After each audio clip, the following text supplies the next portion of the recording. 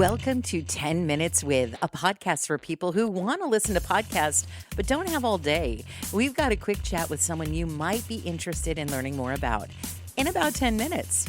Leanna Crawford is a quiet, gentle spirit. She writes songs that are from her heart but seems to connect with other hearts flawlessly. Leanna, when did you first realize songwriting was a part of your faith journey? I think it was just when I started to write really like middle school, high school, I was just processing. Like when I would sit down at the piano or my guitar or whatever, it was like just my way to process life a little bit and what I felt like God was doing, or honestly, I was just kind of like writing whatever too. It wasn't always profound, but I always loved music and the way that songs connected us. And I'd always been like a fan of different artists and the way that they could write a song, and I could just, especially like story songs. A lot of people struggle with insecurity and comparison.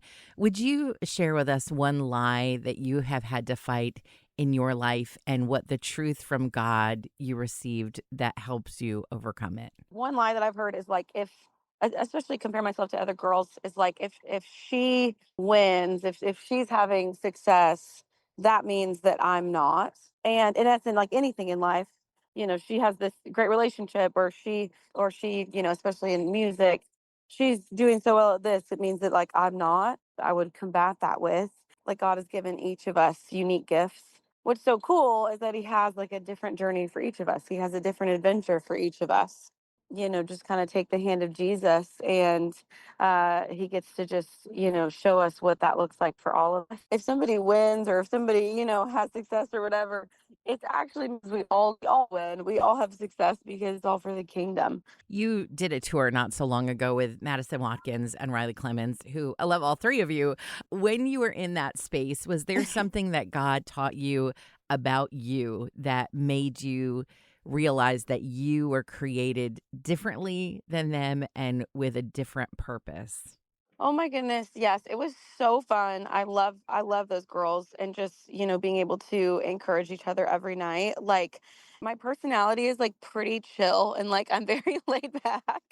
And Riley and Madison are like, have all the energy, and I love that. And I was like, how fun that, we get to be like out here together and just like hanging out. And I would come off stage and both cheering me on, and we'd be cheering each other on. And we've all had, different lives, and we have different giftings, and it was just really neat to see how like all of that could work together really well. What is the biggest difference between singing about faith and living out faith when no one is watching? Do you ever find yourself just like having to sing thank God in a moment when you're not feeling thankful? Oh yes.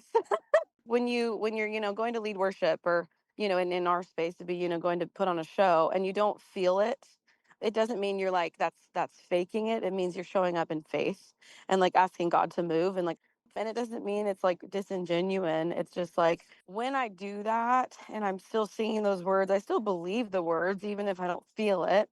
But it's just like, that's especially when God shows up, and when he moves is when I'm feeling weak. I feel like he is able to be like, "Oh, I got this. Don't worry." And I feel like I should do that a lot more. I should let him lead a lot more, but sometimes I don't. If you could sit down with younger Leanna, not that you're not young now because you are, but the girl who is just starting to dream about music, what would you tell her from the perspective of where you are now?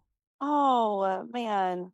I would say that as a younger version of me, I definitely wanted to have like everything planned out. I wanted to know exactly what was going to happen. And I think in life, we just don't always know what's going to happen. We don't even know what's going to happen tomorrow. And I think that's what makes it so beautiful, is that God, I'm so grateful for this journey that God has brought me on. And there's definitely seasons where I've been like, oh wow, I don't know why, or why God had me go through that.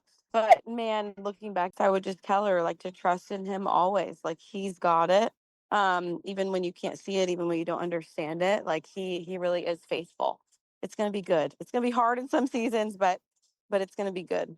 You have written some of your family members into some of your music. Would you tell us about the people who God has used to shape your faith, to shape your musical career? Yeah. In my song, Thank God, I talk about my mom and just how, special she's been to me.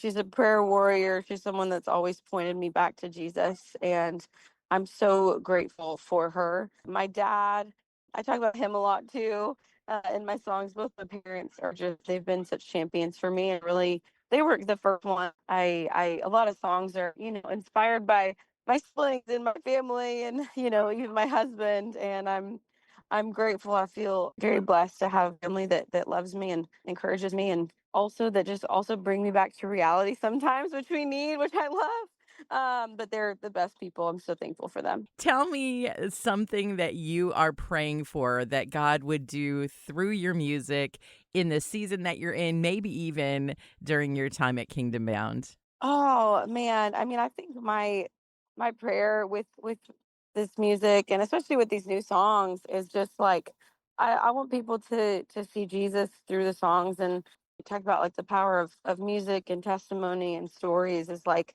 music connects us all. And The Kingdom Bound theme this year is based on Psalm sounds good. 119, verse 90. Your faithfulness endures to all generations. What does that scripture mean to you?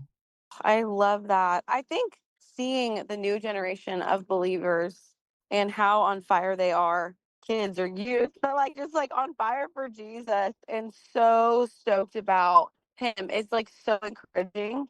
And I think I see like older believers being encouraged by that as well. And at our shows, I mean, I see, grandparents and parents and then kiddos, generations of believers loving the Lord. And maybe it looks different, for the different generations, but it's so beautiful. And I love seeing, multiple generations, all the generations on fire for him. And I'm so encouraged by it. So it's exciting. If you've enjoyed this episode of 10 Minutes With, be sure to subscribe so you don't miss the next episode. You might also consider giving to Family Life, the listener-funded ministry that makes this and other podcasts possible. Go to familylife.org to find out more about what we do.